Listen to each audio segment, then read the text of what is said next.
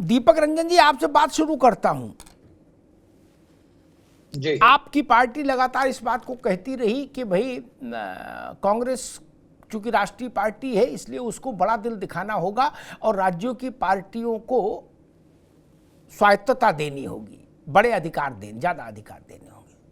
कांग्रेस करी हमने तो इतना बड़ा दिल दिखाया, हमारे सैकड़ों हजारों कार्यकर्ता घोसी में लगे रहे, पसीना बहाया, सत्तू खा के लड़ाई लड़ी और जितवा दिया आपको। और आपने बागेश्वर में उम्मीदवार लड़ाया, 1600 वोट से कांग्रेस हारी बागेश्वर में, भाजपा जीती और 2200 वोट काट लिया समाजवादी पार्टी के उम्मीदवार ने। ये बात अजय राय कह रहे हैं जो कांग्रेस के अध्यक्ष हैं उत्तर प्रदेश के। दीपक जी, ये तो मामला फिर टकराव वाला बन गया। देखिए अमिताभ भाई, सबसे पहले तो मैं क्लियर कर देना चाहता हूं कि मुझे लगता है कि शायद अजय राय जी जो है कहीं से किसी ने जो है इनको डाटा गलत दिया है वहां पे। देखिए कांग्रेस पार्टी वहां पर हारी है 2400 से और समाजवादी पार्टी को वहां पे मात्र 650 वोट मिला और नोटा को मैं समझता हूँ 1100-1200 वोट का ही नोटा लेकर के गए। तो देखिए वहां पर जो प्रत्याशी थे भगवती प्रसाद जी, समाजवादी पार्टी के प्रत्याशी, उन्होंने ये बताने का काम किया कि देखिए भारतीय जनता पार्टी का हम मैक्सिमम वोट जो है वहां पर काट लेंगे जिससे इंडिया परिवार वहां पे चुनाव जीत जाएगा। ये सही है कि हम इसको बड़े उससे हम इसको एक्सेप्ट करते हैं और जनता ने जो वहां पे मैंडेट दिया हम उसको स्वीकार करते हैं कि वहां पे समाजवादी पार्टी को बहुत कम वोट मिला। समाजवादी पार्टी की वहां पर जमानत भी नहीं जब तो फिर लड़े काहे को जब जमानत भी नहीं बची भैया? देखिए वैसा तो देखिए बहुत से लोग बहुत पार्टियां लड़ती हैं तो इसका क्या मतलब है कि चुनाव लड़ना छोड़ दे आदमी? रिश्तेदारी में तो छोड़ना पड़ेगा ना, जब बड़ा दिल करोगे भाई, दिल को इलाज कैसे करोगे चुनाव में? अच्छा सुनिए, कई जगह पे अमिताभ भाई फ्रेंडली फाइट होती है। वहां पर जो वहां पे प्रत्याशी भगवती प्रसाद जी लड़े थे उनको ये था कि मैं भारतीय जनता पार्टी का मैं मेजर वोट काट लूंगा जिससे कांग्रेस पार्टी जो चुनाव लड़ रही है तो इंडिया परिवार को कहीं ना कहीं वहां पे फायदा होगा और कांग्रेस पार्टी वहां से चुनाव जीत जाएगी। मैं इस चीज को स्वीकार करता हूं कि हमको वहां पे बहुत कम वोट मिला। लेकिन देखिए साथ ही साथ जो अजय राय जी के ऊपर भी उनके राष्ट्रीय अध्यक्ष हैं और हमारी भी कही कोई बात का आप आधार नहीं मान सकते। मैं कुछ कह करके जाऊं वो आधार नहीं हो सकता क्योंकि जब तक हमारे पार्टी के राष्ट्रीय अध्यक्ष या कांग्रेस पार्टी के राष्ट्रीय अध्यक्ष कोई बात नहीं कहते हैं, आप उसको आधार कैसे मान सकते हैं? दीपक जी ठीक देखो, राष्ट्रीय अध्यक्ष ठीक है लेकिन हर बात में राष्ट्रीय अध्यक्ष बोले वो ठीक नहीं। कई बार राष्ट्रीय अध्यक्ष अपने प्रदेश अध्यक्षों से कहते कि तुम बोलो, एक कंकर मारो पानी में, देखें लहर कितनी उठती है। ये भी होता है, सब चीजें होती है। हर बड़े आदमी बोल देगा उसके बाद तो निगोशिएशन क्या होगा जब दो बड़े बोल दिए। इसीलिए अजय राय की भूमिका है, इसीलिए नरेश उत्तम पटेल की। नरेश उत्तम पटेल, एक मिनट रुको भाई, नरेश उत्तम पटेल तो उस मीटिंग में भी नहीं जाते बेचारे क्या, लेकिन उन्होंने बोला कि भाई अखिलेश जी प्रधानमंत्री होने चाहिए, वो देश का नेतृत्व करने के लिए बिल्कुल तैयार है। अब वो तो फैसला नहीं करेंगे वो पटेल ना, क्योंकि नेतृत्व तो कौन करे, लेकिन बोले हैं कि भाई ठीक है तुम पत्थर उछालो, देखते हैं आगे पीछे क्या बात बनती। ये सियासत है बाबू और सब जानते हैं इस सियासत का मतलब क्या होता है। ठीक, रत्नाकर जी भाई वो कह रहे, अजय राय जी कह रहे हैं कि हमने तो दिल बड़ा दिखाया लेकिन सपा ने हमारे साथ ठीक नहीं किया। सपा कह रही है कि नहीं, वहां तो हम फ्रेंडली फाइट कर रहे थे बागेश्वर में, कांग्रेस हार गई तो अब हम क्या करें? देखिए अमिताभ जी, सबसे पहले तो मैं यही कहना चाहूंगा कि राजनीति में प्रयोग किए जाते हैं जी, और बहुत बार प्रयोग जो सफल भी होते हैं, बहुत बार असफल भी होते हैं। इसलिए जो प्रयोग किया जा रहा है इंडिया गठबंधन का, उसका प्रयोग जो है पिछले उपचुनाव में देखने को मिला कि किस तरह से 7 सीटों में हमने 4 इंडिया की सीट जो जीत करके हमने एक प्रयोग सफलता दिखाई। रही बात जो बाकी के 3 सीटों पे हम जीत दर्ज नहीं हासिल कर पाए, जिसपे हमको उम्मीदें थी कि हम उस पर जीत हासिल कर पाएंगे। निश्चित रूप से उस पर विश्लेषण करना जरूरी था और जहां तक जिन नेताओं को जो समझ में आ रहा है वो एक दूसरे को अपनी बातों को बताएंगे ही, क्योंकि लोकतांत्रिक पार्टियां हैं। हमारे 26 दल 28 दल हैं और सारी लोकतांत्रिक पार्टियां हैं। अगर कहीं पे उनको कोई विचार आता है कि हम किस तरह से मजबूती बनाएं तो निश्चित रूप से अपना ओपिनियन देंगे ही देंगे। और अगर अजय राय जी ने इस प्रकार की बातें कही हैं तो निश्चित रूप से आगे के लिए ये सब सारी चीजें सबक है हमारे लिए। और लोकसभा में जो हम सीट शेयरिंग करेंगे उस पर भी इन बातों पे अमल में लाएंगे कि कहीं पे जो है इस तरह से दूसरे राज्यों में इस तरह की परिस्थिति न बने कि हमारा कोई विरोधी हो जाए वहां पे। तो ये सारी चीजें कहीं ना कहीं इंडिया गठबंधन को मजबूत करने के लिए बात होती है और अजय राय जी ने ये कहा। का काम हो रहा है। ठीक है, मैं समझ गया। आपने कहा भाई सारा काम मजबूती की दिशा में हो रहा, कहीं कोई समस्या नहीं, ठीक है। एक बात कह के मैं लतीफ साहब पास चलूंगा, एक सवाल उनसे ले लूं, फिर अनीता जी और राघवेंद्र जी के पास आऊंगा। राघवेंद्र जी के पास सबसे बाद में आऊंगा, चूंकि पहले सबको सुन लूं। मुझे 77 अच्छी तरह याद है, वहां जो बात रत्नाकर जी कह रहे वही बात उस समय के नेता कहते थे, भाई हम लोग लोकतांत्रिक हैं, बोलेंगे नहीं, अपने अपने विचार तो रखेंगे। वो इतने विचार रखे, जूतों में दाल बट गई, और 2.5 साल में सब कुनवा बिखर गया, तहस नहस हो गया, ध्वस्तीभूत हो गया। 2.5 साल में इंदिरा गांधी वापस आ गई। इतनी लोकतांत्रिक हो गई थी जनता पार्टी। ये तो गठबंधन है, बंधन है तो खुल भी सकता है, गांठ है, गठबंधन मतलब गांठ खुल सकती। वहां तो विलय हो गया था, विलय के बाद जूतों में दाल बट गई और धतेरे की हो गई। वो भी यही कहते थे, जब पूछा जाता था चरण सिंह हो, चाहे उस वक्त और जो लोग थे, जगजीवन राम हो, बहुगुणा हो, वाजपेयी हो, अडवाणी हो, वो भी सब ये कहते थे कि हम लोग लोकतांत्रिक हैं, लोकतांत्रिक विचार विमर्श कर रहे हैं। क्या वो ऐसा विमर्श हुआ? भैंस गई पानी में। खैर लतीफ साहब, मैंने कहा कि अभी जो बात आई है, फिर समझ लूं आपसे भी, ताकि सनद रहे कि जैसे हरियाणा है, मध्य प्रदेश है, राजस्थान है, छत्तीसगढ़ है, सब जगह आपने ऐलान कर दिया है कि भाई विधानसभा हम लड़ेंगे। ठीक, ये फ्रेंडली फाइट होगी, ऐसा नहीं कि चुनाव हो जाने के बाद आप वो लोग फ्रेंडली थी। क्योंकि अभी हमने भूपेश जी के रायपुर में अरविंद जी गए थे, तो उन्होंने कहा था ये भ्रष्ट सरकार है, इसको हटाओ और आम आदमी पार्टी की सरकार बनाओ। तो मतलब ऐसा तो नहीं कि चुनाव के बाद कह दो कि नहीं हमने भ्रष्ट यूं ही कहा था, वो फ्रेंडली था मामला।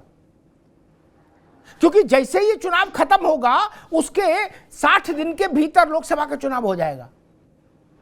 इमरान जी। देखिए अमिताभ जी, आम आदमी पार्टी पहले दिन से ये बात स्पष्ट करती आ रही है कि जो गठबंधन हो रहा है, जो इंडिया अलायंस बना है, वो लोकसभा चुनाव के लिए बना है।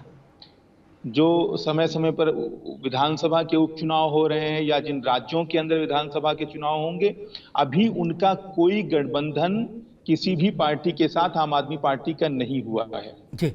और आम आदमी पार्टी अब एक राष्ट्रीय पार्टी है, उसको बिल्कुल चुनाव लड़ना चाहिए। और खासतौर से तब और चुनाव लड़ने का हक आम आदमी पार्टी का बन जाता है अमिताभ जी, जब आम आदमी पार्टी की आइडियोलॉजी को, आम आदमी पार्टी के मुद्दों को देश की दूसरी बड़ी पार्टियां अलग अलग राज्यों में अपने चुनावी घोषणा पत्र में शामिल कर रही हों। तो कुल मिलाकर जब आम आदमी पार्टी के विचारों को अपनाया जा रहा है, आम आदमी पार्टी राज्य दर राज्य अपना विस्तार करती जा रही है, जनता ने उसे राष्ट्रीय पार्टी का दर्जा दिया है, तो बिल्कुल हमको चुनाव लड़ने का हक है और हम चुनाव लड़ेंगे विधानसभा चुनाव। देखो मैं इस बात से, जितने लोग बैठे सब में ज्यादा साफ बात इमरान लतीफ ने कही, इसलिए मैं इनकी प्रशंसा करूंगा। हैंकी पेंकी कुछ नहीं, सीधी सपाट बात कही, भाई हम लड़ेंगे, क्यों नहीं लड़ेंगे। अनीता जी, मैं एक व्यवहारिक कल्पना करता हूं जो 2 महीने बाद आनी है। मान लीजिए कि रायपुर में अरविंद जी गए, या कोई, या जयपुर में गए, या करनाल में रैली की, वहां बताया कि भाई कांग्रेस भ्रष्ट है क्या, और कांग्रेस ने बताया कि ये भ्रष्ट है अरविंद केजरीवाल। ठीक, उसके 2 महीने बाद फिर जाएंगे साथ में और कहेंगे, हम ये कहेंगे ये ईमानदार, वो कहेंगे वो ईमानदार, तो जनता कंफ्यूज नहीं हो जाएगी। वो कहेगी कि नवंबर में भ्रष्ट बता रहे थे, जनवरी में ईमानदार बता रहे हो। तो इसका मतलब वो कहां से तय होगा कि भाई किस महीने में ईमानदारी का सर्टिफिकेट प्रिंट आउट लेना है, किसमें बेईमान बताना है। ये तो बड़ा घोर माठा हो जाएगा। एक शब्द है उत्तर प्रदेश में, घोर माठा, यानी सब कुछ मैसअप हो जाना। आदमी कैसे समझेगा कि ये जो रैली है ये एकता वाली है और ये रैली अनेकता वाली है, कैसे समझेगा सामान्य व्यक्ति। देखिए अमिताभ जी, मैं यहाँ कहूँगी, इस गठबंधन का जो आए दिन मीटिंग करके ये बार बार ये बोल रहे हैं कि हम सब एक हैं और मिलकर के हम चुनाव लड़ेंगे। जहाँ हम बात करेंगे, ये लोकसभा चुनाव की बात कर रहे हैं, ये यही लड़ लेंगे अभी विधानसभा में। सब अपने अपनी पार्टी को लेकर के ये आप चुनाव लड़ने की बात कर रहे हैं, तो वो अभी से इनकी लड़ाई शुरू हो गई। इनकी लड़ाई मुझे बताइए, जहाँ इतने दलों के लोग एक साथ, आप देखिए अगर घर में 5 व्यक्ति भी होते हैं तो 5 लोगों का एक मत नहीं होता। और जहाँ ये मत की बात करते हैं कि हम एक हैं, हम फ्रेंडली हैं, हम ऐसे हैं, ये सब बातें निरर्थक है। और इस संगठन का जो मैं बात करूं, जो इनका गठन हुआ है, वो गठन किसी हाल में नहीं एक होकर के चलने वाला है। ये विधानसभा में लड़ लेंगे।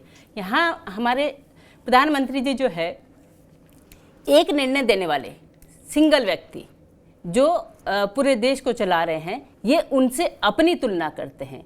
कहाँ किस वे में तुलना करते हैं? क्या ये प्रधानमंत्री से कंपेयर करने की तुलना में आए हैं? कहीं से दिख रहे हैं? देखिए 10 लोग अपनी अपनी बात रखेंगे। अभी तो ये शुरुआत है, देखना आप आगे आगे इनकी लड़ाई कितनी बढ़ती है। राघवेंद्र जी के पास चलूं उससे पहले एक और कंफ्यूजन, मैं जनता की तरफ से कंफ्यूजन रख रहा हूं। प्रैक्टिकल बात जो मैंने एक पत्रकार के नाते इन 3-3.5 दशकों में देखा, और इस बात से व्यक्तिगत तौर पर मेरे सारे मित्र सहमत होंगे, ऑन स्क्रीन ना भी हो, ऑफ स्क्रीन सब सहमत होंगे, दीपक जी भी, रत्नाकर सिंह भी, इमरान भी, राघवेंद्र सिंह भी। समाजवादी पार्टी के कैंडिडेट ने मध्य प्रदेश में कांग्रेस के उम्मीदवार को हरा दिया, मान लीजिए, या उसकी हार का कारण बन गया, या आम आदमी पार्टी के उम्मीदवार ने कांग्रेस की लुटिया डुबो दी रायपुर में, कहीं किसी कॉन्स्टिट्यूंसी में, छत्तीसगढ़ में, ऐसे उदाहरण के तौर पर। उसके 2 महीने बाद राष्ट्रीय सम्मेलन हो गया एकता का, बोले अब लोकसभा में जाना है, एकता में चलना है। जिसको आपने हरा दिया, जिसने घर के 50 लाख खर्च करके चुनाव लड़ा और हार गया आपके कारण, वो एकता मानेगा किसी की कहने से? राहुल गांधी कहें गंगा में खड़े होके, चाहे केजरीवाल जी कहें, चाहे अखिलेश यादव कहें, नहीं मानता आदमी। वो कहेगा भाई साहब मेरा करियर खराब कर दिया इस आदमी ने, मैं इसके साथ नहीं खड़ा हो सकता ना। ये हमने देखा है, इसलिए बताया जरूर। राघवेंद्र जी, वही गठबंधन कह रहा है कि राज्यों की स्थिति अलग है, केंद्र की लोकसभा की स्थिति अलग है। हम लोकसभा में बिल्कुल एक मन एक साथ होके जाएंगे, राज्य में अलग अलग लड़ेंगे। कैसे मुकाबला करेंगे? ये अमिताभ जी, कमाल का गठबंधन इनका चल रहा है। ये जो इंडिया गठबंधन तथाकथित लेकर के आए हैं, इसकी जो स्थिति होनी थी वो हम लोग पहले से कह रहे थे। अभी 2 साल से ही हम देख रहे हैं, इनका बहुत प्रयास चल रहा है इस गठबंधन को तैयार करने का। 3 बैठकें भी हो चुकी हैं, अभी तक क्या तय हुआ है इनका? बस अगली बैठक की तारीख तय हो जाती है। फोटोग्राफी कौन कराएगा, पेट्रोल का खर्चा कौन देगा, जहाज का खर्चा कौन करेगा, ये सब सिर्फ तय हो पा रहा है। इसके अलावा कोई सार्थक विषयों में चर्चा नहीं हो पा रही है। कॉमन मिनिमम इनका प्रोग्राम क्या होगा ये नहीं पता है, इनकी नीयत क्या है ये नहीं पता है, इनका संयोजक कौन होगा ये नहीं पता है, चुनाव में प्रधानमंत्री कौन होगा ये नहीं पता है। देश की जनता ऊब गई है इनकी नौटंकी देख देख के। ये लोग जो, वैसे तो हम लोग जानते हैं, हम लोग राजनीतिक क्षेत्र में काम कर रहे हैं। 2014 के लोकसभा चुनाव में भी इनकी हमने दुर्दशा देखी थी, 2019 में भी देखी थी। अमिताभ जी, आपको याद होगा पश्चिम बंगाल में इन लोगों ने हाथ पे हाथ भर के कसमें खाई थी। इससे बड़ा कहा था लोकसभा चुनाव में हम लोग खूब एक दूसरे का साथ देंगे, क्या हुआ था? वास्तविकता ये है, इनका कहीं कोई गठबंधन वगैरह नहीं होने वाला है। 1 सीट पर तो गठबंधन हो नहीं पा रहे अमिताभ जी। मध्य प्रदेश में 8 सीटों पर समाजवादी पार्टी ने घोषणा कर दी है, यहाँ पर हम चुनाव लड़ेंगे। बागेश्वर वाली चर्चा आप कर ही चुके हैं, केजरीवाल अपनी बात कह ही चुके हैं, राहुल गांधी अपनी बात कह ही चुकी हैं, ममता बनर्जी भी कह चुके हैं, वामपंथी दल भी कह चुके हैं। कहाँ गठबंधन है? देश की जनता को बेवकूफ समझ रखा है क्या? भाई, जहां पर समाजवादी पार्टी मजबूत है, कांग्रेस जमानत जब्त हुई है, वहां पर ये गठबंधन किए बैठे हैं। वास्तविकता ये है अमिताभ जी, इनका गठबंधन बिल्कुल एक संतरे की तरह है। ऊपर से तो बना बना नजर आ रहा है, अंदर बिल्कुल बिखरा हुआ है। जरा सा अगर नजरों की दृष्टि आप देखिए तो वास्तव में कमाल का गठबंधन है। अरे भाई, आप संतरा कह रहे हैं, वो तो अमरूद कह रहे हैं कि अंदर भी बिल्कुल टाइट है। अमिताभ जी, वो तो दिखाई पड़ रहा है, हमारे कहने से न कहने से कुछ नहीं हो रहा है। देश की जनता, प्रदेश की जनता भली प्रकार से देख रही है। एक दूसरे के खिलाफ बयानबाजी भी हो रही है, करे फ्रेंडली मैच होगा। अच्छा राघवेंद्र जी, एक बात बताओ, राघवेंद्र बाबू, एक मिनट रुको भाई। आप या तो हम ये मान लें तो बहस खत्म कर दें कि आपके भाग्य ही ऐसा तेज है क्या कि जब जब मुकाबला होता है, कुछ नज़दीक आता है तो कोई न कोई ऐसा बयान आ जाता है कि आपके 5 उंगलियां घी में और सर कढ़ाई में हो जाता है। आपने पूछा इनकी नीति, एक मिनट सुनो तो भैया, सुन लो, मसला तो समझ लो पहले। आपने कहा नीति, डीएमके के एक मंत्री ने, स्टालिन के एक मंत्री ने कहा, कान में नहीं कहा, माइक पर कहा कि भाई ये जो गठबंधन बना है INDIA, ये सनातन को खत्म करने के लिए ही बनाया गया है। अब वो बोल के निकल गए, कांग्रेस के गले में रस्सी पड़ गई, अखिलेश यादव गले में, ममता जी हाँफ रही, पवार साहब अलग सन्निपात में, और बीजेपी मौज ले रही है। आज प्रधानमंत्री ने समा बांधी दिया मध्य प्रदेश में। अब वो गवाए, अब लोग सब अपने अपने सिर पीट रहे, बोले भैया एकता गई किनारे, ये क्या बवाल हो गया। राघवेंद्र जी ये तो मानो ना। तो नहीं अमिताभ जी, देखिए इसके पूरे अगर परिप्रेक्ष्य में नजर डाले, सब अपराधी हैं जी। समाजवादी पार्टी के नेता रामायण के विषय को लेकर क्या कहते हैं भाई? अखिलेश यादव को उसका खंडन नहीं करना चाहिए क्या? स्टालिन का विषय तो चलिए दूसरे राज्य का विषय है, दूसरे संगठन का विषय है, इनके नेता क्या कहते हैं? मौर्य जी भी आपके स्कूल से गए हैं, मौर्य जी भी आपके स्कूल से गए हैं। ऐसा तो नहीं कहीं इनके फंसाने के चक्कर में मौर्य जी को हवा दे दी हो, बोले मौर्य जी लपेट लो साइकिल को, क्या मौर्य जी लपेटे पड़े हैं। अब दीपक रंजन उसकी कहां तक सफाई दें? वो हर दिन नया करिश्मा कर रहे हैं। क्या इमरान लतीफ आप क्या कहना चाह रहे थे? देखिए अमिताभ जी, बार बार ये बात विधानसभा चुनाव की और उपचुनावों की उठाकर जनता को गुमराह करने की कोशिश कर रहे हैं भारतीय जनता पार्टी के हमारे सम्मानित साथी। आखिर जो इंडिया का अलायंस बना है, क्या किसी ने कहा था कि विधानसभा चुनाव में भी अलायंस रहेगा?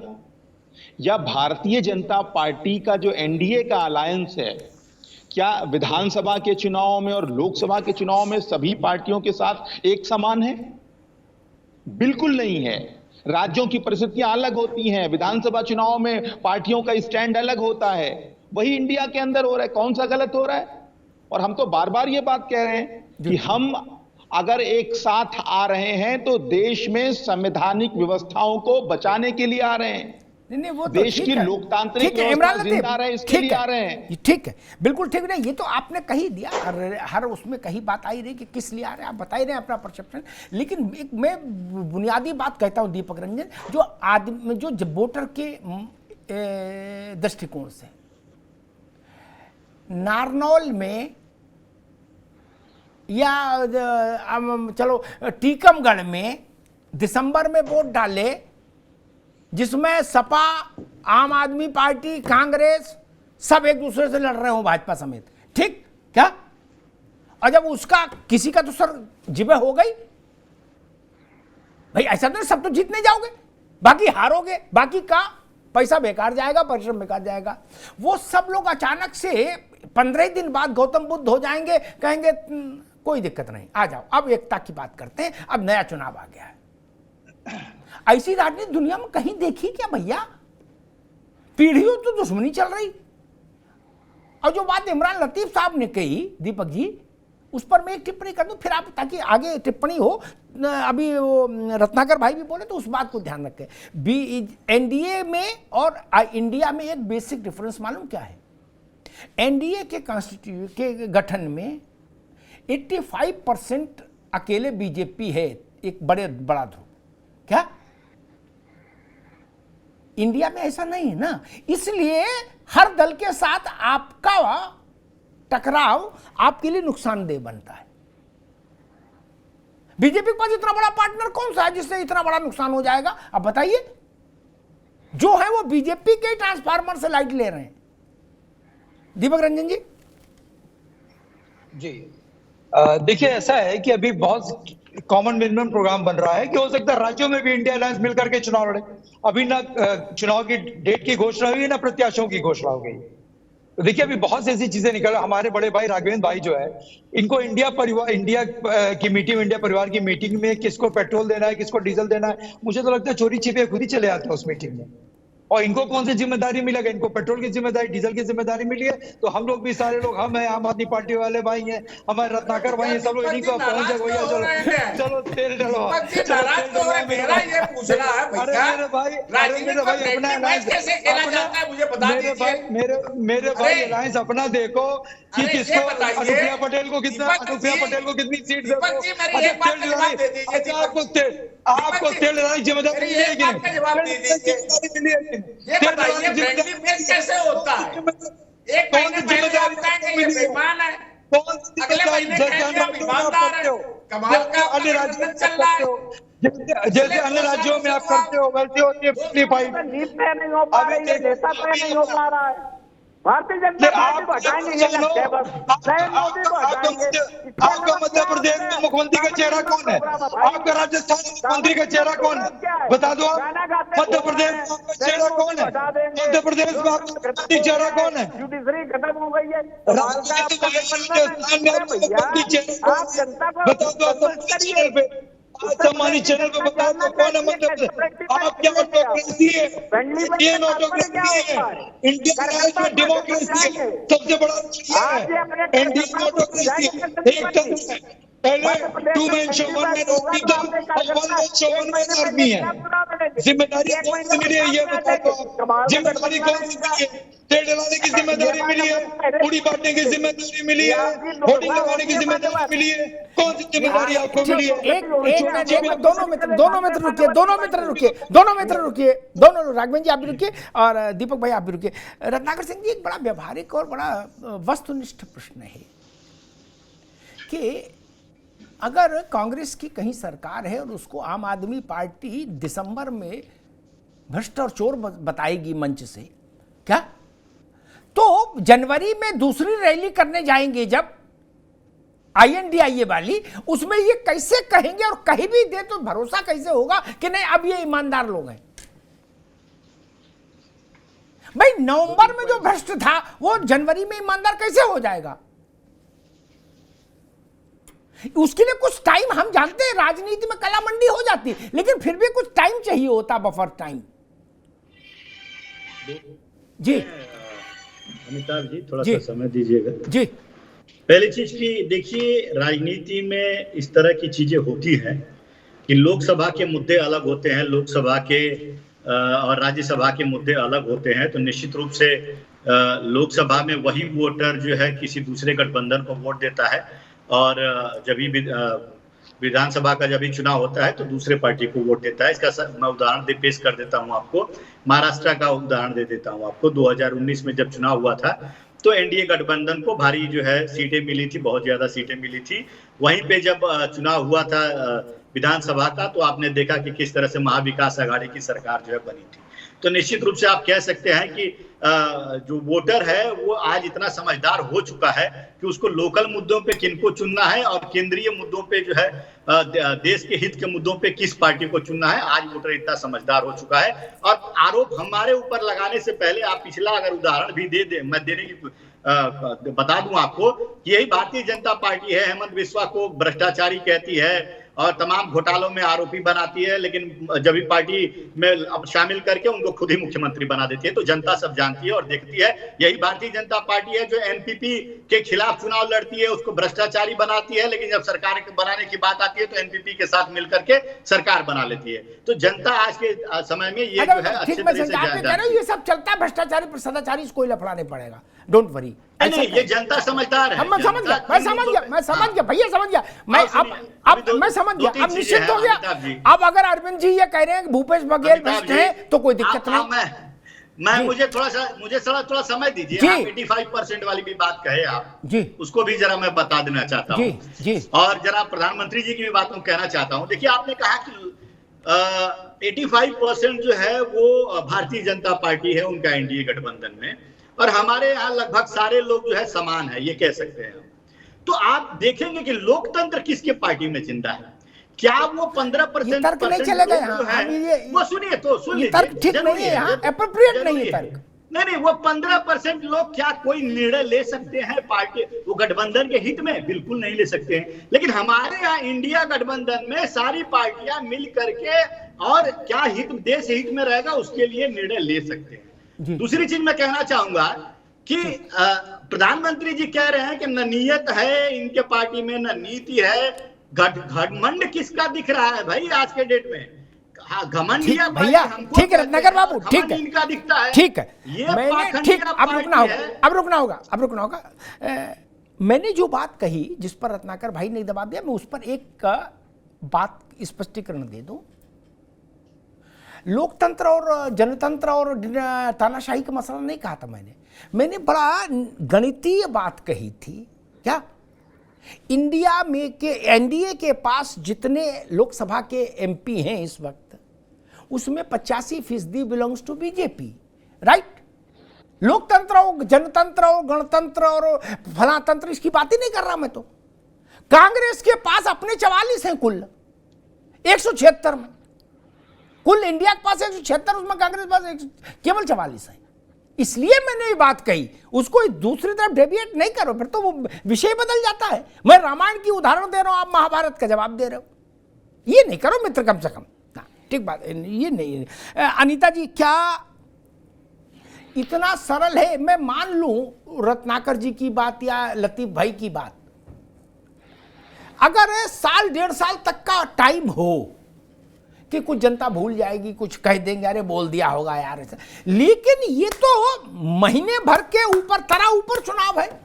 क्या विधानसभा का निपटेगा, उनका झोला झंगड़ समेटेगा और लोकसभा का टेंट लगना शुरू हो जाएगा। तो जब एक में सोमवार को चोर बता के जाएंगे तो मंगल को भाई साहब कैसे बोल देंगे? अब बोल भी देंगे तो जनता कैसे मान लेगी?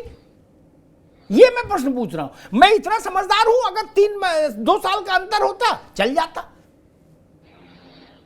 देखिए अमिताभ जी, यहाँ इस गठबंधन की मैं बात करूं तो जहाँ शब्दों का खेल शुरू होगा, ये विधानसभा के इलेक्शन में इनके शब्दों का जो खेल शुरू होगा, उस खेल में ये गठबंधन में गिठाने पड़ना शुरू हो जाएगी।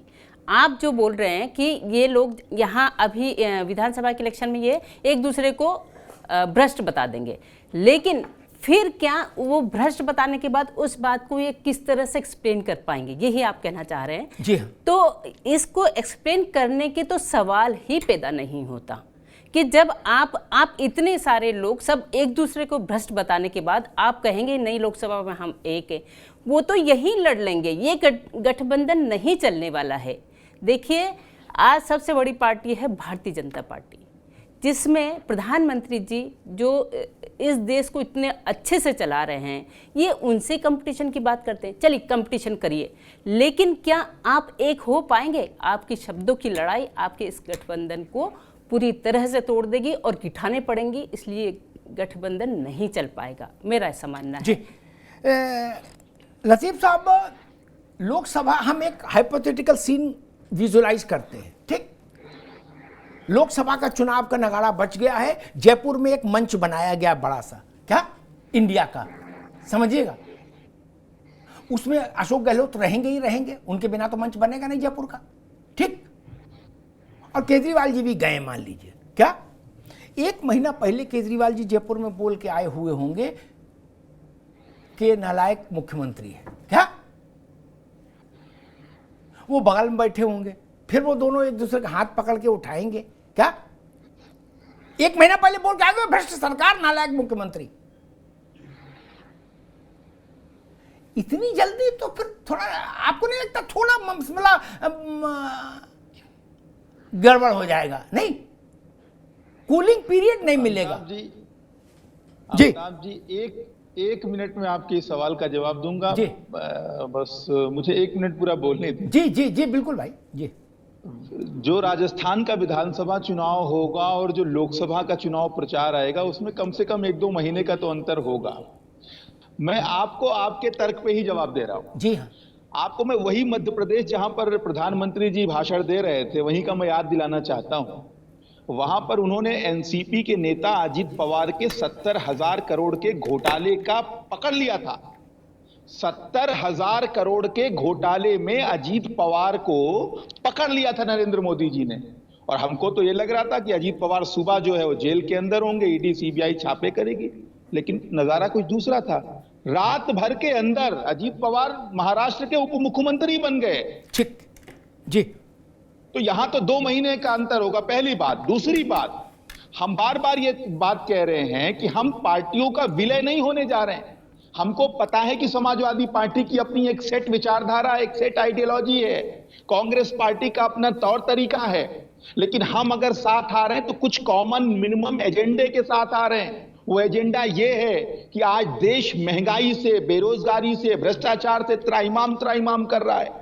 मान लेता हूं कांग्रेस पार्टी ने चोरी बेईमानी की होगी, मान लेता हूं आम आदमी पार्टी चोरी बेईमानी कर रही है, मान सकता हूं कि समाजवादी पार्टी ने कोई गड़बड़ घोटाला किया होगा, लेकिन आज जो गड़बड़ घोटाला हो रहा है वो देश के वजूद को खतरे में डाल रहा है। आज पूरी संवैधानिक व्यवस्था को तार-तार कर दिया गया है। लतीफ भाई आप आगे ठीक है, ठीक है, आपने बात साथ आ रहे हैं, इसके लिए हमने गठबंधन बनाया है। अच्छी, बिल्कुल अच्छी बात है।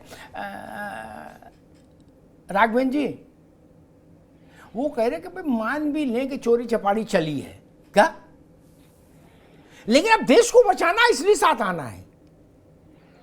और जितनी भी पार्टियां हैं जहां से भी वक्तव्य आ रहे हैं, अभी नरेश उत्तम पटेल ने एक वक्तव्य उस दिन कल परसों कहा था कि भाई अखिलेश जी देश का नेतृत्व करेंगे। ललन सिंह ने कहा कि बिहार में बहुत हो लिया नीतीश बाबू का नेतृत्व, अब देश में नेतृत्व करना है उनको।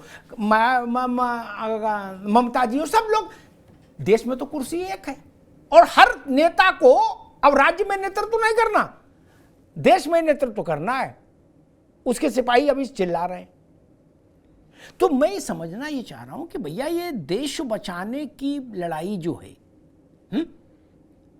ये विपक्ष ने जो कहा भाई, जो एक नैरेटिव सेट किया है कि विधानसभा की ओर मत देखो, वो पिक्चर खत्म हो गई, उसके टिकट कैंसिल हो गया, खत्म हो गया, हॉल खाली, दूसरी बुकिंग शुरू हो गई। अभी 16 चल रही थी, अब पाकीजा चलेगी क्या? अब पाकीजा की स्टोरी बात करो, इसमें आपको क्या दिक्कत है राघवेंद्र जी? हमें बिल्कुल दिक्कत नहीं है। एक कहावत है, जिसे विधाता दारुण देख दे ताकि मत पहले हर रही। इसमें कुछ शब्द हमें लग रहा कुछ हम दाएं बाएं कर गए हैं जी। नहीं ठीक है, अर्थ आ गया, लेकिन वास्तविकता यही है जी। वास्तविकता यही है।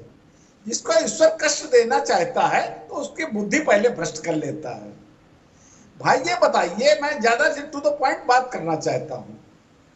जैसे विधानसभा चुनाव और लोकसभा चुनाव हो रहे हैं, उसमें प्रत्याशी लड़ेंगे चुनाव, तो उसमें प्रत्याशी के एक बार केजरीवाल जी तारीफ करेंगे जाके, कांग्रेस की बुराई करेंगे जाके। और चलिए ठीक है, 2 महीने का अंतर आप तो कह रहे हैं, चलिए ठीक है, उसमें तो हो सकता है कुछ थोड़ा बहुत जनता के दिमाग में धूल गर्दा आ जाए, लेकिन अगर लोकसभा चुनाव और विधानसभा चुनाव एक साथ हो जाते हैं, इसकी हमें लग रहा है गुंजाइश बहुत ज्यादा बनती जा रही है। उसका कैसे इनका फ्रेंडली मैच होगा? नहीं, मैं समझ गया राजेंद्र जी आप क्या कह रहे हो, जवाब दे दीजिए पहले। अरविंद केजरीवाल और अशोक गहलोत के बीच में क्या बात होगी, इसका जवाब तो हम दे देंगे। आप पहले ये बता दीजिए कि अजीत पवार जो 70,000 करोड़ के घोटाले में लिप्त थे, उनको लेकर नरेंद्र मोदी जी ने कहा था कि हम आपको अभी पकड़ के जेल के अंदर डाल देंगे। अरे हम तो सोच रहे थे कि अजीत पवार इतने बड़े भ्रष्टाचारी हैं, जेल के अंदर जाएंगे। ईडी और सीबीआई ने पूरे देश के अंदर हाहाकार मचा रखा है, सबको तबाह करके रखा है। अजीत पवार भी नहीं बचने वाले। इतना बड़ा भ्रष्टाचारी जिसके बारे में नरेंद्र मोदी जी कह रहे हैं कि 70,000 करोड़ के घोटाले में लिप्त पाए गए हैं। अरे उसका जवाब दे दीजिए। आप बताइए, आप बता दीजिए कि भ्रष्टाचार, अरे आपका तो भ्रष्टाचार, जो आप घबराहट राघवेंद्र की समझ में आ रही है कि जो ये मोदी अदानी महा घोटाला था, जो देश का नहीं बल्कि दुनिया का अब तक का सबसे बड़ा घोटाला है, वो पकड़ में आ गया है। आप जेपीसी से जांच नहीं करा, दोनों लोग रुकिए भाई, रुकिए लतीफ भाई, रुकिए राघवेंद्र भाई, रुकिए एक मिनट देश की जनता के सामने। ठीक, अब इमरान भाई अभी रुक जाइए, एक मिनट रुक जाइए। राघवेंद्र बाबू एक मिनट रुकिए। दीपक रंजन, सब लोगों का अभी जितने भी इंडिया के सदस्य घटक दल हैं, वो ये एक पतली गली से निकल रहे हैं ये कह के कि लोकसभा अलग होगा चुनाव, 2 महीने का अंतर तो रह गई, विधानसभा तब तक ठंडा हो जाएगा मामला, हम जो आरोप लगाएंगे उन पे धूल डाल देंगे, फिर लोकसभा में नई बात कर देंगे। अच्छा मान लो क्या 1% ही सही मान लो, ऐसी कोई व्यवस्था बन जाए कि साथ ही चुनाव हो जाए, तो 2 मंच बनाओगे, एक पे कहोगे गहलोत सरकार भ्रष्ट है, फिर खट से कूद के दूसरे मंच पे जाओगे बोले गहलोत सरकार अच्छी है, तब तो और भी घोर माटा हो जाएगा दीपक जी। नहीं, मान लो ऐसा हो जाए, होने को तो कुछ भी हो सकता है, देश से 370 हट सकती है, तो ये तो छोटी चीज है, तब क्या होगा, तब तो बड़ा कलेश हो जाएगा। नहीं अच्छा अमिताभ भाई जी, आप, मैं समझता हूँ हिंदुस्तान के एक जाने माने बहुत बड़े पत्रकार हैं, वरिष्ठ पत्रकार हैं, और प्रधानमंत्री जी के साथ भी आपकी चाय पे चर्चा या कॉफी जरूर पीते रहते होंगे आप, आपकी निश्चित मुलाकात होती रहती होगी, राघवेंद्र भाई की भी हो जाती होगी। अभी तो ये कयास लगाए जा रहे हैं ना कि ये होगा तो ये होगा, ये होगा तो ऐसा होगा, हमारी चाची की मूछें निकल आएंगी तो उनको हम चाचा कहेंगे कि चाची कहेंगे, क्या कहेंगे क्या नहीं कहेंगे। लेकिन जो चीज बीत चुकी, प्रधानमंत्री से खाली आप इतना पूछ लीजिएगा, वही ओम प्रकाश राजभर जो आपकी पार्टी को और आपको पानी पी पी के गाली देते थे, बोरा भर भर के गाली देते थे, आप उनको अपने साथ फोटो खिंचा रहे हो, अमित शाह जी उनके साथ फोटो खिंचा रहे हैं, उनको आप एनडीए में शामिल कर रहे हो, उनके बिना कौन सा आपकी पार्टी बन रही थी, बिगड़ रही थी। वही अजीत पवार जी जिनको आप पूछ सकते हो, मेरी हैसियत नहीं उनसे पूछने की, क्योंकि आप हो, आप उनके साथ उठते बैठते हो, भैया उनसे बात जो चीज हो चुकी वो अभी तो आप कयास लगा रहे हैं ना, अब मेरी बात आ जाने दीजिए। जी, लेकिन उनसे आप पूछ सकते हो, और आप बार बार आप इनके नरेश उत्तम पटेल जी की बात और जूही सिंह जी की बात आप कह रहे हैं। देखिए, मैं जिस पार्टी में मैं हूं और जिस पार्टी में शुरू से मैं हूं, तो मेरे लिए नेता सिर्फ और सिर्फ अखिलेश यादव जी, माननीय नेताजी के ना रहने के बाद। और आज जो भी इंडिया अलायंस परिवार जो बन रहा है ना, उसमें आदरणीय मुलायम सिंह यादव जी की कमी हम सबको बहुत ज्यादा खल रही है। और आज वो रहे होते तो ऐसी कोई चर्चा ही नहीं होती कि कौन इसका वो बनेगा, कौन क्या बनेगा, कौन प्रधान पीएम मटेरियल होगा, कौन पीएम का चेहरा होगा, कौन होगा क्या नहीं होगा। तो मेरी आपसे हाथ जोड़ करके कटिबद्ध प्रार्थना है कि राज्यों के साथ चुनाव, मेरी बात एक बात आ जाए कि मोदी जी से आप पूछेगा जरूर कि अजीत पवार के बिना तुम्हारे कौन सा काम रुका जा रहा था। ठीक, एक मिनट, तुम्हारे कौन सा सब लोग ठीक है दीपक जी, आगे बात। अरे भाई, अजीत पवार, ओम प्रकाश राजभर, मुकुल राय के बिना तुम्हारा कौन सा काम रुका जा रहा था, हेमंत शर्मा के बिना तुम्हारा कौन सा काम रुका था, कर्नाटक के पूर्व सीएम के बिना तुम्हारा कौन सा काम रुका। अब रुकना होगा, अब रुक जाओ भाई, अब इनकी आवाज हो गई, अब रुक दीजिए, आगे क्या होगा क्या नहीं होगा। एक बात मैं बताऊं कि बहुत सब लोगों ने, सब पर नियम लागू है, ये दीपक रंजन ने उठाया, इसलिए जवाब उनको दे रहा हूं। सबको ये गलतफहमी है, राजनीतिक दलों को, आम आदमी से लेके और गैर आम आदमी तक जितनी पार्टियां देश में, सब में ये गलतफहमी है नेताओं के दिमाग में कि हम बड़े जादूगर हैं, सोमवार को बोलेंगे चोर, मंगल को बोलेंगे साधु, सब जनता दोनों एक्सेप्ट करेगी। ऐसा नहीं होता, नहीं होता, नहीं होता। गांठ बांध लो, राघवेंद्र जी आप भी, रत्नाकर जी आप भी, दीपक रंजन, इमरान लतीफ, सब। उदाहरण दे देता हूं, मायावती और मुलायम सिंह, क्या सब कहीं सुन लिया, मायावती की हत्या तक का मामला हो गया, मुकदमा हो गया, गाली गलौज हो गई, सब हो गया था, सारे धतकर्म, और लंबे समय तक चले सब धतकर्म। अचानक से 19 में हो गया, पासा 19 में पलटाई मायावती, अखिलेश दे दिले संदेश, भोजपुरी में गीत बन गया। बुआ भतीजा आए हैं, नई रोशनी लाए हैं, क्या हुआ, जनता ने नहीं दिया ना वोट। इसलिए ऐसा भी मत समझिए सब राजनीतिक दल कि जनता बुड़बक है और आप लोग ज्यादा काबिल हैं। मैं देख रहा हूं सबका मिजाज क्या है, बोले अरे कोई अग्निहोत्री जी कोई ध्यान नहीं रखता, हम लोग सब मैनेज कर लेंगे, डोंट वरी। ना जी, इतने बड़े जादूगर होते तो फिर उत्तर प्रदेश में आपको 70 सीटें जीतनी चाहिए थी। अजीत सिंह आपके साथ थे, मायावती और मुलायम सिंह की पार्टी का गठबंधन था, और क्या चाहिए था। इसलिए भाई साहब, आप चाहें जितना अजीत पवार और रामअचल राजभर और क्या क्या ओम प्रकाश राजभर और हेमंत बिश्व शर्मा और 10-20-50 नाम जोड़ ले आओ। अरे मोदी, मैं तो बुनियादी बात कह रहा हूं ना, इसका जवाब दे दो ना। आपने मायावती की पार्टी को चोर कहा, मायावती ने आपकी पार्टी को गुंडा और भ्रष्ट कहा, आप अलायंस कर लिए, जनता ने वोट नहीं दिया ना। ये समझ, अनीता जी, राजनीतिक दलों की जो गलतफहमी होती है कि हम जो बोलेंगे जनता मान लेगी, जबकि जनता हर बार अपने मैंडेट से बताती है कि हम आपके बंधुआ नहीं, कि जो आप दवा हमको दे दोगे हम खा लेंगे, हम देखेंगे उस दवा पर क्या लिखा है। ये बात समझ में क्यों नहीं आती राजनीतिक दलों को?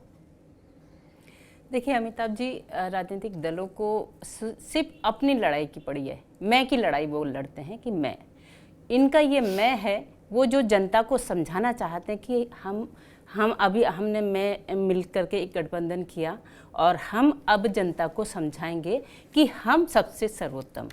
लेकिन इस गठबंधन की जहां बात करें तो इस गठबंधन में इन लोगों को अगर एक साथ चुनाव हो जाते हैं विधानसभा लोकसभा के, तो क्या ये अपना प्रचार किस रूप में करेंगे? सबसे पहले तो वो प्रयोग करें कि हम वहाँ किस तरह से बोलेंगे। आपको मेरे लिए नहीं बोलना, आपको मेरे लिए नहीं बोलना, तो फिर ये चुनाव में किस तरह से जीतेंगे और कैसे ये चुनाव लड़ेंगे?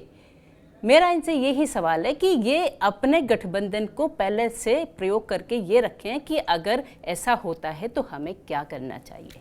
इमरान लतीफ़ क्या कहना चाह रहे थे? छोटी सी टिप्पणी। जी अमिताभ जी, दो बातें बस बहुत कम शब्दों में कह देता हूँ। किंतु परंतु की बात हो रही थी, अगर ऐसा हुआ वगैरह ऐसा हुआ तो क्या हुआ। हाँ। मैं क्लियर कर दूं कि हो सकता है कि ये जो इंडिया अलायंस है, आने वाले विधानसभा चुनावों के अंदर ये अलायंस कायम हो जाए, इस अलायंस के साथ ही हम विधानसभा चुनाव के अंदर जाएं, तब तो सारे सवालों का जवाब मिल जाएगा। दूसरी बात, एक बात तो इस पूरे डिबेट से सामने आ गई, जो आपने भी स्वीकार किया, हमारी राजनीतिक विश्लेषक साथी ने भी स्वीकार किया, कि जो एनडीए है उसमें सिर्फ एक मजबूत पार्टी है भारतीय जनता पार्टी, और जो इंडिया है उसके अंदर कई सारी मजबूत पार्टियां हैं, कई सारे मजबूत नेता हैं। एनडीए के पास सिर्फ एक नेता है नरेंद्र मोदी जी, इंडिया के पास कई सारे मजबूत नेता हैं जो देश को नेतृत्व दे सकते हैं। ये बात आपने भी स्वीकार किया और देश की जनता भी देख रही है। इमरान लतीफ़ ने बड़ी चतुराई से बात को घुमा दिया। बात ऐसी नहीं थी जो मैंने कही, मैं फिर रिट्रेट कर दूं ताकि शब्द हमेशा के लिए होते हैं, वो अजर अमर होते हैं। मेरी बात पर कोई भी धुंध नहीं रहे। नहीं, बहुत अंतर है भाई। कांग्रेस मजबूत पार्टी नहीं, और INDI में जितनी पार्टियां हैं, मैंने कहा ना, आपके पास कुल मिला के 176 लोकसभा के सदस्य हैं। ठीक, देश की ताकत लोकसभा से ही तय होती है। और एनडीए में कितने हैं लोकसभा के सदस्य? आप बराबर कैसे हम कह दोगे कि हमने ऐसा बोला? ना, हमने ऐसा नहीं बोला। ये अंतर है भाई। पीपल्स विल लोकसभा ही बताती है। नहीं, आप दोबारा नहीं आएंगे, इसलिए शास्त्रार्थ नहीं। इस बार मैंने तथ्य दुरुस्त कर दिया, जो आपने गोलमोल करने की कोशिश की, बता दिया। 44 सीट को आप 303 सीट के बराबर रख दोगे? गजब करते हो यार। कौन से स्कूल से पढ़े हो? 44 सीट को 303 सीट के बराबर रख दोगे? चर्चा करने बैठे हैं। नहीं, ये नहीं चलेगा मेरे साथ में। नहीं, रत्नाकर सिंह भाई रुक जाइए अभी। रत्नाकर सिंह, एक प्रस्ताव ये भी दिया गया कमेटी को कि जो one nation one election committee बनी है रामनाथ कोविंद वाली, कि भाई लोकसभा से लेके और चुंगी तक का चुनाव एक साथ हो जाए। नहीं तो ये सब झंझट ही खत्म हो जाएगा। जिसको जो बोलना परमानेंट सोच के बोलना। नहीं,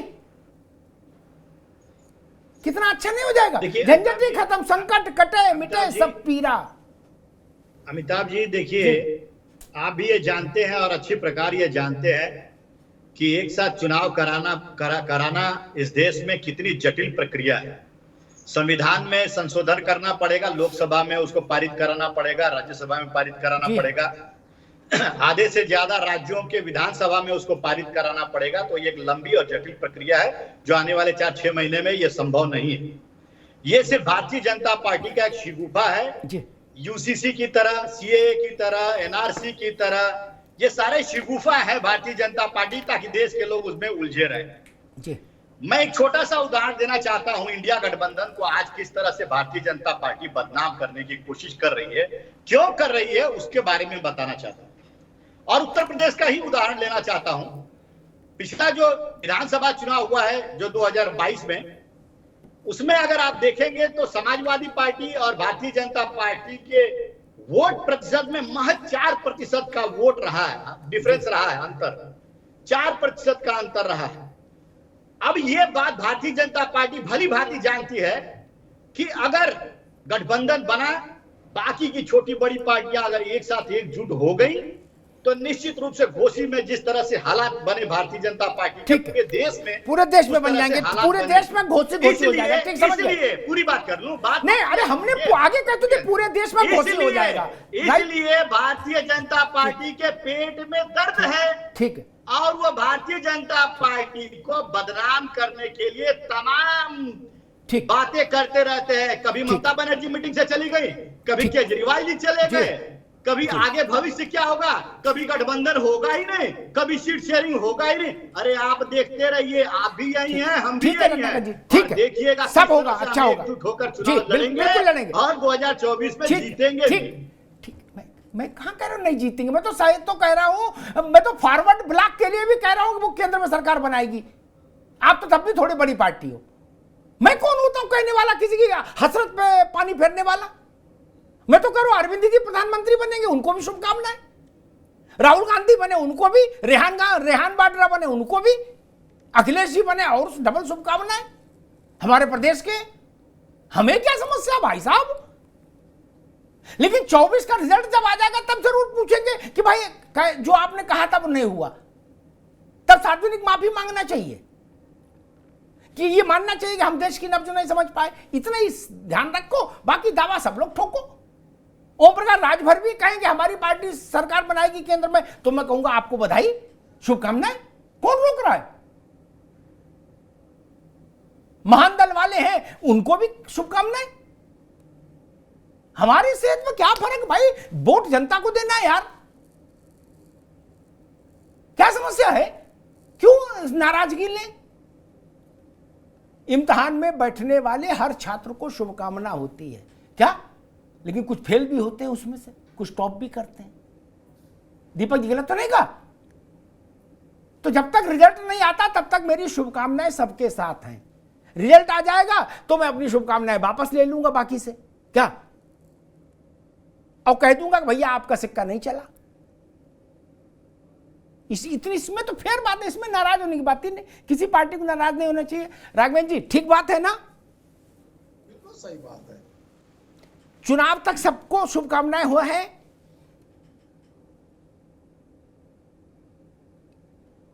राघवेंद्र जी जी देखिए, वास्तविकता ये है, जो इनकी बहुत बड़ी कमजोरी है अमिताभ जी, उसे ये मजबूती के तौर पे बता रहे हैं। हम कहते हैं इनके पास नेता नहीं है, कहते मेरे पास 1 दर्जन नेता है।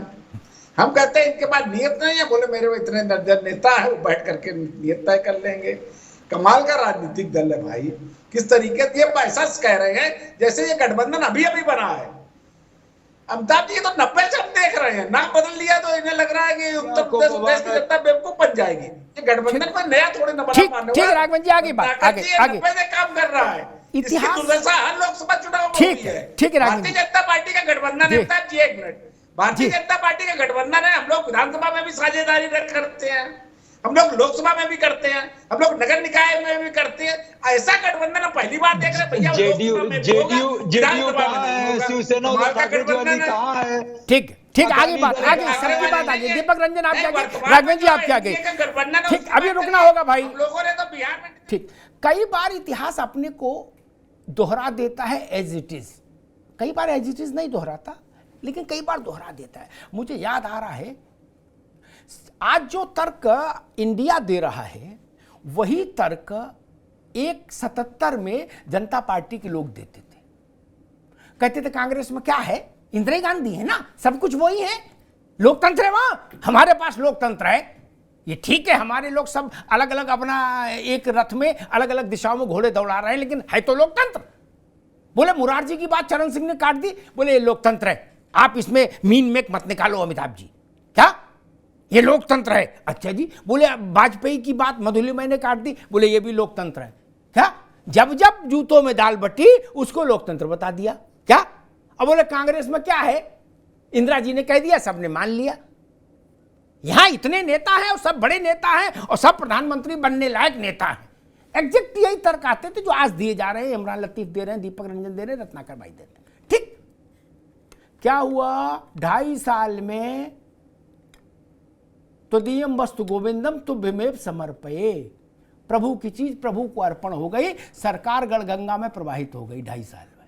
क्या जो कांग्रेस हिंदी भाषी प्रदेशों से शून्य पर खड़ी हो गई थी, इंदिरा गांधी खुद चुनाव हार गई थी, संजय हार गए, विद्याचरण हार गए, बंसीलाल हार गए, वो कांग्रेस 2.5 साल में सरकार बना ली। क्या यही सब तर्क दिए जाते थे, हमारे साथ 70 दल हैं, क्या सब बड़े बड़े नेता हैं, तपे तपाए, नेहरू की बिटिया के अधीन नहीं रह सकते हम लोग। अच्छा जी, हुआ क्या? 2.5 साल में राम नाम सत्य हो गया था, फिर देश ने इंदिरा गांधी को दे दी। वही एग्जैक्ट मैं देख रहा हूं, वही फिल्म दोबारा से टेलीकास्ट हो रही है, नाम बदल गए हैं बस। क्या तब जनता पार्टी थी, अब इंडिया हो गई। उनको चरण सिंह भी यही कहते थे, जगजीवन राम भी, राजनारायण भी, मधुलिमय भी, बहुगुणा भी, वाजपेयी भी, जॉर्ज फर्नांडिस, सब लोग यही बोलते थे। क्या हुआ? इस देश ने देखा ना मालिक। और सपा और बसपा का अलायंस इस बात का उदाहरण है कि नेताओं की जोड़ तोड़ जनता हर बार अप्रूव करे, ये कतई जरूरी नहीं। पता नहीं इमरान लतीफ ने उसका कितना अध्ययन किया है, नहीं किया है, लेकिन सपा बसपा और अजीत सिंह की पार्टी का अलायंस उत्तर प्रदेश में भारत में अब तक हुए सबसे मजबूत अलायंस में से एक था, 52 से आज तक के इतिहास में। इमरान लतीफ इसको पढ़िएगा कहीं मिले तो, है ना, देखिएगा, या सीनियर से बात करिएगा तो वो बताएंगे। ठीक, कागज बताता था 76% वोट एक तरफ है। कितना? 76%। और मिला क्या? बाबाजी का ठुल्लू। क्या बहन जी, तब भी 10 जिता लगे, सपा के तो 5 ही जीते। इतना आसान नहीं भाई साहब। और नहीं तो 76% में तो 76 सीटें इनको जीतनी चाहिए थी। ऐसा नहीं होता ना दोस्त। और ये प्रवक्ताओं की और वक्ताओं की बात नहीं, मैं हॉर्सेस माउथ की बात बता रहा हूं, जहां हम और वही लोग थे। सबको उम्मीद थी, इवन बीजेपी को भी लग रहा था कि भाई वो 76 ना भी मानो 75, तो भी मान रहे थे 50 तो क्रॉस कर ही जाएगा गठबंधन मायावती और अखिलेश का। मायावती और अखिलेश यादव मान रहे थे कि 65 से कम नहीं आएंगी किसी सूरत में। क्या? क्यों नहीं आई? अगर यही तर्क है जो आज दिया जा रहा है, तो फिर आ जानी चाहिए थी सीटें ना मित्र। अतीत से सबक जरूर लेना चाहिए। जनता को लल्लू मत समझिए कि आप कोई ज्यादा दूसरे गेहूं की रोटी खाते हैं और जनता मूर्ख है। करे नहीं, हम सब संभाल लेंगे, अग्निहोत्री जी आप चिंता ना करो, हम नवंबर में चोर बोलेंगे, जनवरी में साहूकार बोल के सब समेट लेंगे। नहीं होता ना। मायावती जी ने भी यही बोला था मंच पे, और मुलायम सिंह जी ने भी यही बोला था, तब वो भी थे कि हम लोग एक हो गए। अखिलेश जी कहते थे ये बुआ है, मैं भतीजा हूं। क्या जनता ने कहा फिर गेस्ट हाउस कांड क्या था? हत्या का मुकदमा चल रहा है। रत्नाकर भाई तो सेंसिबल आदमी है, सब चीजों पर निगाह रखते हैं, उनको पता ही होगा। नहीं हुआ ना, वोट नहीं मिला, इसलिए इतना सरल नहीं है भाई साहब। कुछ सिनेमा चल रहा है, ऐसे हाथ किया दूसरी रील आ गई, फिर ऐसे हाथ किया तो दूसरी रील आ गई। नहीं, कई बार गफलत हो सकती है, जनता कहीं भ्रमित हो जाए, लेकिन सामान्यतः जनता भ्रमित नहीं होती। वो इंदिरा गांधी को भी सबक सिखा देती है, वो अटल बिहारी वाजपेयी को भी सिखा देती है, मोरारजी देसाई को भी सिखा देती है। ठीक ना? बड़े बड़े नेता, बड़े बड़े सूरमा जनता ने सीधे कर दिए कि सीधे खड़े हो जाओ। इसलिए ऐसी गलतफहमी मत पालिए कि नहीं नहीं आप छोड़ो वो चिंता, हम जयपुर में भ्रष्ट बोलेंगे फिर भी लोकसभा में जिता लाएंगे। ना जी, ऐसी दवा तो मैंने सुनी नहीं जिस किसी के पास ऐसी गोली हो। अरविंद केजरीवाल क्या लाए और अशोक गहलोत क्या लाए? भाई होने तो दीजिए दिल्ली में चुनाव, हम भी यही हैं, आप भी यही हैं। दिल्ली विधानसभा का चुनाव होने दीजिए, हम देखेंगे दाल किस में बट रही, कटोरी में बट रही या दूसरे पात्र में बट रही। पंजाब में क्या हो रहा है और हरियाणा में क्या होगा वो सामने नहीं है क्या? इसलिए भाई जनता के विवेक को ओवर रूल करने की धृष्टता नहीं करनी चाहिए। इंडिया हो एनडीए हो, जब जब ऐसी कोशिश हुई, जब भाजपा की 2 सीट थी तो राजीव गांधी जी ने कि हमने भाजपा का परिवार नियोजन कर दिया। क्या भाई वो उस वक्त बोल सकते थे? दीपक जी की पार्टी की गोटी चढ़ी हुई थी, 400+ सीटें जीत के आए थे, जितना उनके नाना भी नहीं कभी जीते थे, जवाहरलाल जी। उसके बाद क्या हुआ जिनकी आपने नसबंदी कर दी थी वो 303 ले आए क्या, और 10 साल से राज कर रहे हैं ना, कर रहे हैं ना। और 10 साल से भाजपा उत्तर प्रदेश में राज कर रही है। 38 साल में ये करिश्मा दूसरा तो नहीं कर पाया। इस बात में बुरा नहीं मानना चाहिए ना किसी को। मैं भाजपा और कांग्रेस दोनों के मित्रों से दिल्ली के मामले में कहता हूं कि अरविंद केजरीवाल की पार्टी आपसे बहुत आगे है मित्र, इसमें स्वीकार करने में क्या समस्या है। लेकिन मेरा अपना एक रहेगा, मैं उत्तर प्रदेश में भी अरविंद केजरीवाल की पार्टी बड़ी बता दूं, ये नहीं कैसे कर सकता ना, ये पर झूठ हो जाएगा। हां, पंजाब में करिश्मा किया है आपने, अकाली और कांग्रेस को और बीजेपी को हाशिए पर डाल दिया। दिल्ली में अगर दूसरी बार रिपीट हो रही है सरकार उनकी, तो स्वाभाविक ही जनता उनके साथ है। ये नियम फिर यूपी में भी मैं वही लगाऊंगा जो दिल्ली में लगाता हूं। हमारे और इमरान लतीफ में बस इतना ही अंतर है, वो कहेंगे दिल्ली में लगाओ, यूपी में मत बोलो, ये वहां बोलो ये फर्जी है सरकार, कुछ नहीं। मैं ये नहीं करता। अरविंद की सरकार यहां अच्छी है, जनता ने चुन के भेजी। योगी आदित्यनाथ की सरकार वहां जनता ने चुन के भेजी।